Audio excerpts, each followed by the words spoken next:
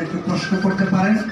তবে ছোট্ট একটা অনুরোধ থাকবে, আজকের যে সংবাদ সম্মেলনের যে বিষয়, প্রাসঙ্গিক বিষয়গুলোকে আপনারা প্রশ্ন করবেন, আমরা খুব খুশি হব।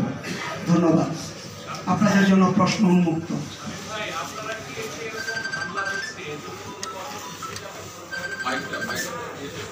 প্লিজ, মাইক যাচ্ছে আপনার কাছে, একটা মিনিট।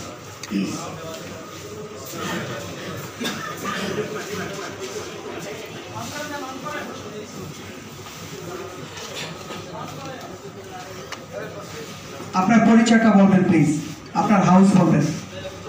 রহমান, আমি ডিবিসি নিউজে কাজ করি। Thank you. সাম্প্রতিক সময়ে যে সকল ঘটনাগুলির উল্লেখ করলেন আপনি, এটির প্রতিবাদে আপনার কি কোনো কর্মসূচি বা কোনো মানববন্ধন বা কোনো কর্মসূচি দিবেন কিনা? দেখেন, আমরা যেটা চাই, জাকের পার্টি অহিংস আদর্শে বিশ্বাস করে, সেজন্য আজকে আমরা জরুরি সংবাদ সম্মেলনের মাধ্যমে আপনাদেরকে আমরা অবহিত করলাম। আপনারা যদি এই বিষয়টি সুন্দরভাবে তুলে ধরেন, তাহলে আমরা দৃঢ়ভাবে বিশ্বাস করি অন্তর্বর্তীকালীন সরকারের মাননীয় প্রধান উপদেষ্টা, তিনার সম্মানিত উপদেষ্টা পরিষদ এবং সংশ্লিষ্ট সংস্থাগুলো অবশ্যই ব্যবস্থা নেবেন। আমরা লিখিত বক্তব্যে বলেছি যে আমরা আর বিভাজন চাই না, আমরা বিভক্তি চাই না।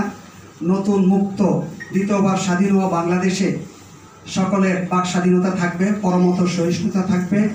আমরা স্পষ্টভাবে উল্লেখ করেছি, কিছু কিছু শরীয়ত বিরোধী কাজ হতে পারে, হয়ে থাকতে পারে, সেটা আমরাও সমর্থন করি না, কিন্তু সেটা দেখার জন্য আমাদের ধর্ম মন্ত্রণালয় আছে, তারপরে যদি সরকারের শরিয়া কাউন্সিল থেকে থাকে তারাও আছেন, হক্কানি ওলামায়ে কেরাম আছেন, তারা সেটা দেখে সুন্দরভাবে সব কিছু করতে পারে। কিন্তু যারা ইসলাম আনলেন কারো ভুলের জন্য,